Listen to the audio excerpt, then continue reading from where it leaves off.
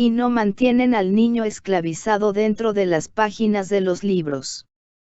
Durante su permanencia en Europa, Encinas recogió los aportes de la Escuela del Trabajo, de modo que acepta y hace suyos principios y fines de esta concepción, tales como 1. La escuela debe ofrecer a los alumnos una instrucción general social y técnica para permitirles una orientación práctica en la vida. 2. Las actividades escolares tienen un carácter fundamentalmente práctico, a fin de facilitar al alumno la transición entre la escuela y la realidad integral de la existencia, de tal manera que comprendiendo su medio se haga maestro de sí mismo. 3. La escuela debe habituar al niño a que analice y explique científicamente su trabajo, que sea capaz de entender los problemas prácticos y teóricos y remontarse a las etapas superiores, buscando soluciones a nuevos problemas. Sostiene que en las escuelas del trabajo es posible utilizar 3 sistemas alternativos. A. Cuando la escuela tiene talleres propios, lo cual significa una escuela de artes y oficios, requiriéndose para el trabajo solo la materia prima. Según su opinión, este sistema desvirtúa el carácter de una verdadera escuela del trabajo cuyo propósito fundamental es orientar antes que formar profesionales, tarea que incumbe, precisamente, a la escuela de artes y oficios. B. Cuando la escuela no tiene talleres o cuando son deficientes y no hay materia prima. En este caso, debe recurrirse a los talleres existentes en la comunidad. Un sistema como este implica una intensa acción social para proyectar la actividad de la escuela hacia su contexto inmediato. Los alumnos reciben en la escuela la enseñanza formal necesaria para utilizada en el trabajo escogido. Y según horario alterno son distribuidos en los talleres particulares de acuerdo a su aptitud. La selección de los alumnos se inicia en los primeros años de vida, entre los 7 y 10, mediante trabajos manuales educativos. C. Cuando la escuela está ubicada en centros industriales, el estudiante es incorporado a una fábrica en calidad de aprendiz. Pero al estudiar las posibilidades de la escuela del trabajo en el Perú, sostiene que aquí se asfixiaría si antes o simultáneamente no se resuelven los problemas sociales del agro. Dice que pretender lo contrario sería preparar una multitud de agricultores carentes de tierras y de obreros sin fábricas. No estuvo de acuerdo con las 2 categorías de enseñanza primaria que dispuso la reforma de 1903, escuela elemental, con 2 años, obligatoria, y centro escolar, con 3 años potestativos. Dicha reforma mantuvo la división de escuela por grados, calificada por Encinas como una absurda y odiosa jerarquización, además discriminatoria porque suponía que a los pobres les bastaba aprender a leer, escribir, contar y rezar en la escuela elemental, en cambio los hijos de mejor posición económica podrían continuar en las escuelas del grado siguiente, centro escolar. Encinas piensa que la función de la escuela es sumar, no dividir socialmente, por ende, debe buscar la unidad, no la pluralidad, tender hacia la homogeneidad, no hacia la heterogeneidad. Por ello es partidario de una organización escolar obligatoria hasta los 18 años de edad. Y tal propuesta la ubica dentro del concepto de escuela única, basada en la escuela del trabajo. Se preocupa, pues, por dotar a la escuela de una nueva orientación, que ofrezca un acceso más llevadero, más sencillo, pero también más científico. Lo cual supone un plan de educación elaborado con conocimiento de los problemas económicos y sociales, y considerando los factores regionales y el elemento racial. Pero eso no basta, también es importante tener en cuenta a los funcionarios o conductores de la educación, porque si la misión de la escuela es social y no administrativa, consiguientemente, el técnico es el único a quien se le debe confiar un cargo de tanta importancia.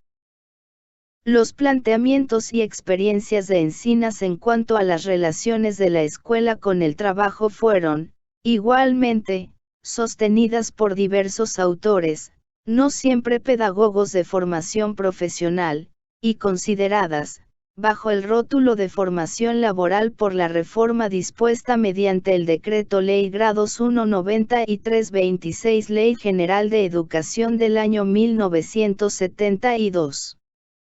Ahora, en la vigente Ley General de Educación.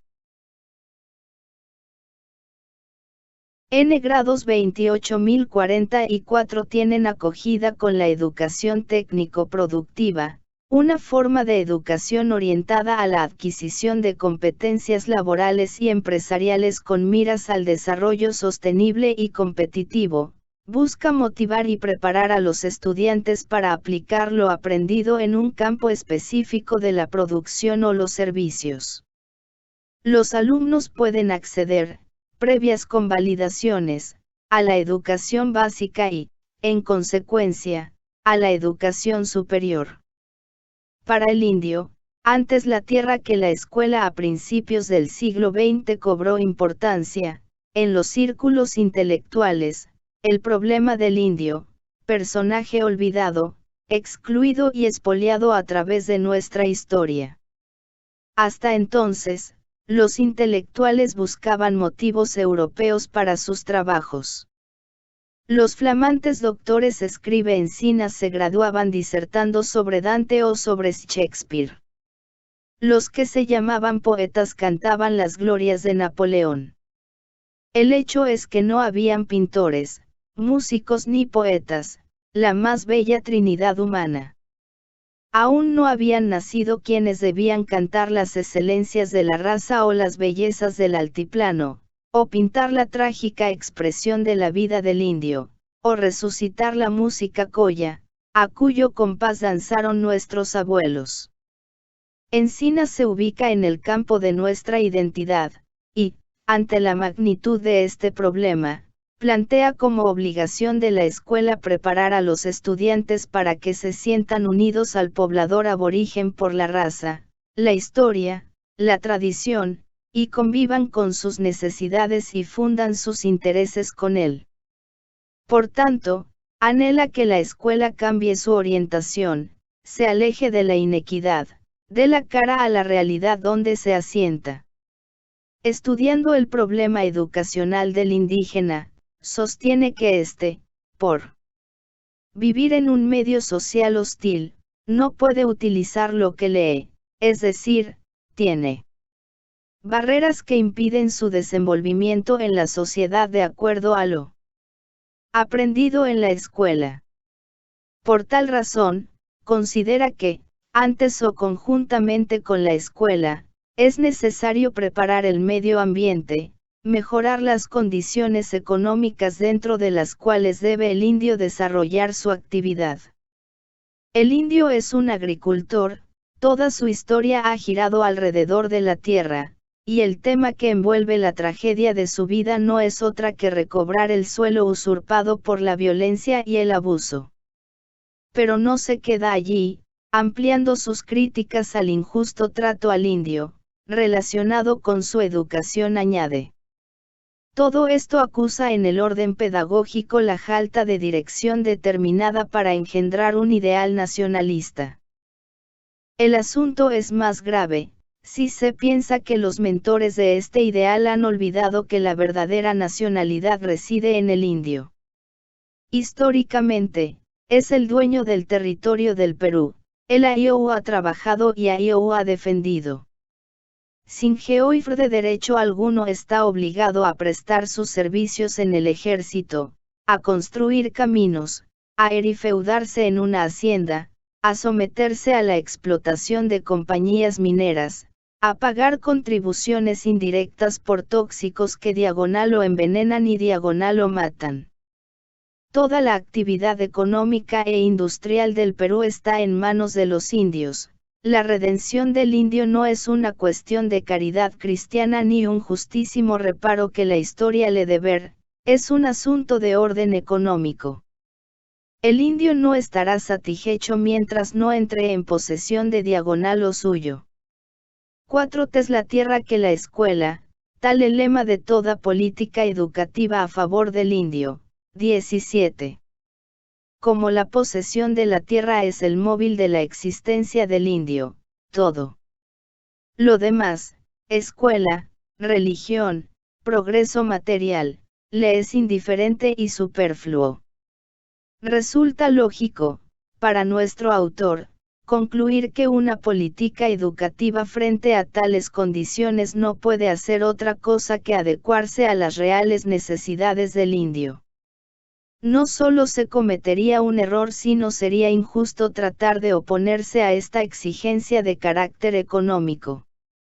Así, el maestro está llamado a cumplir importante misión, no debe ignorar ni ser indiferente ante esta problemática, de lo contrario corre el riesgo de sumarse, dice, a esa trinidad conformada por el cura, el juez y el subprefecto, prototipo de la más refinada odiosidad adversa al indio.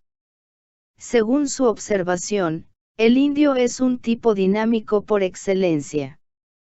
Toda su vida constituye una permanente acción. Es absurdo suponerlo viviendo en medio de una pasividad mental. Es lo contrario, está en continua agitación, así lo demuestran las múltiples ocupaciones a que se dedica. Por eso, un sistema de enseñanza activa debía, necesariamente, adaptarse a su naturaleza.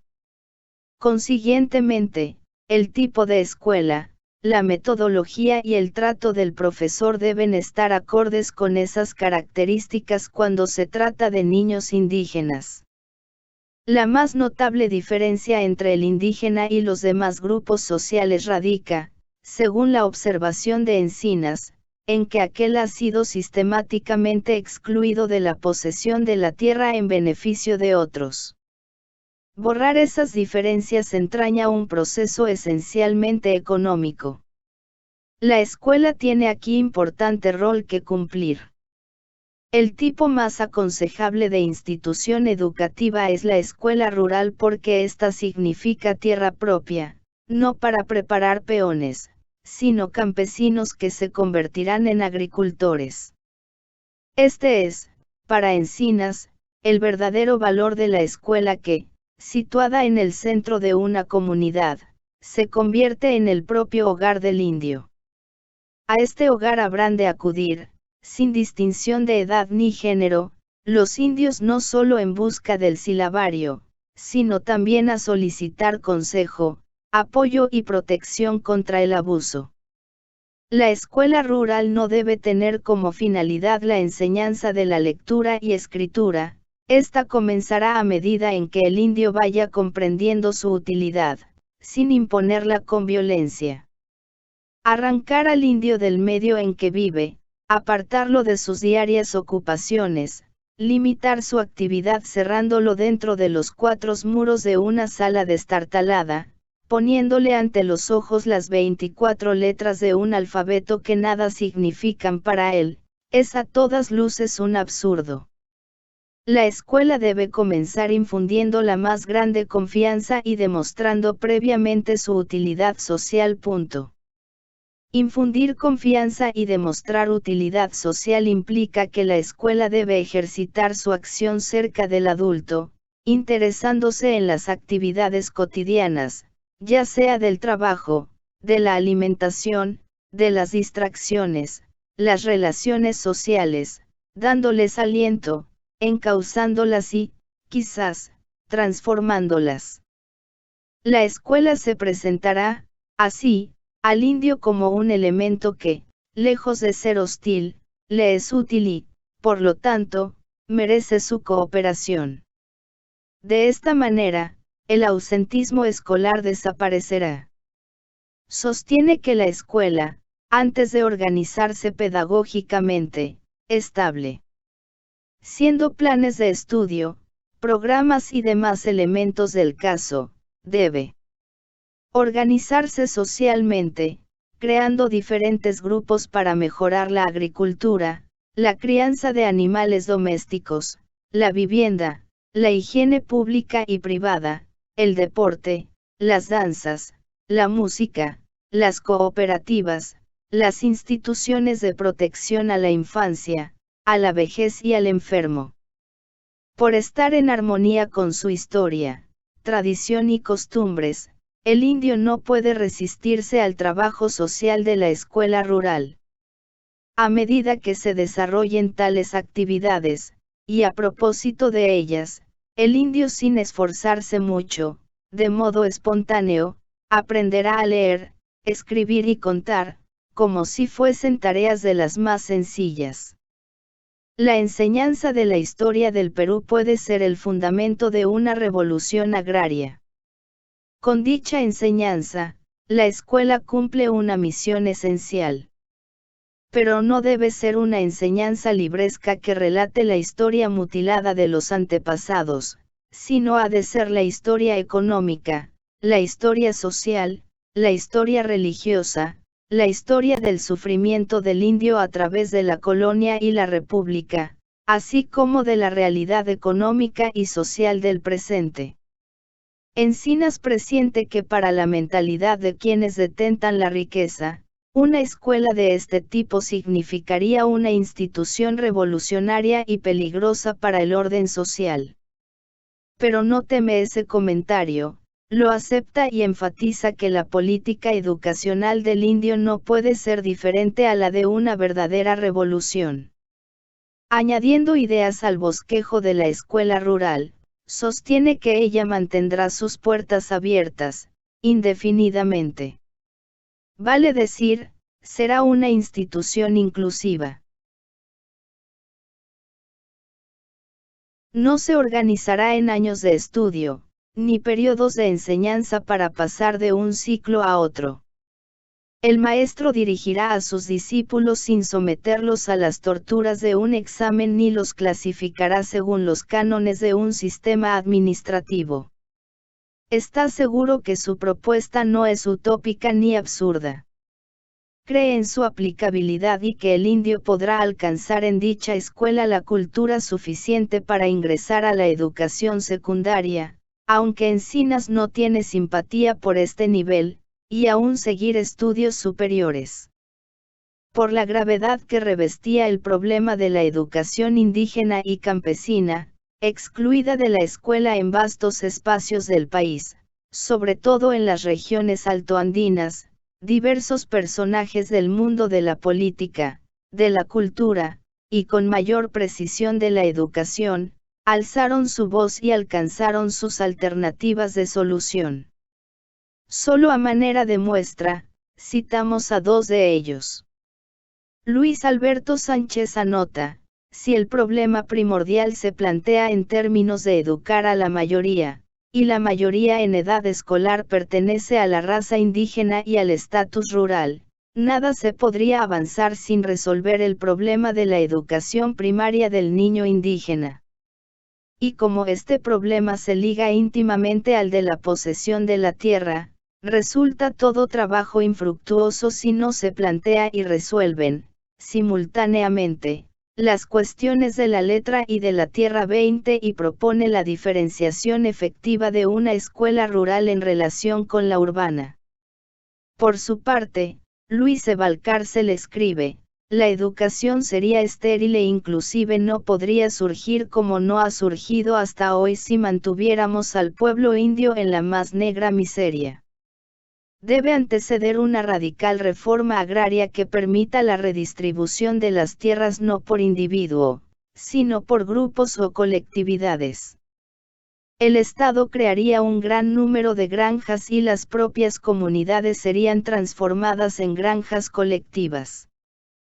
La educación por el trabajo comprendería también a los adultos, hombres y mujeres, en una movilización general del pueblo indio.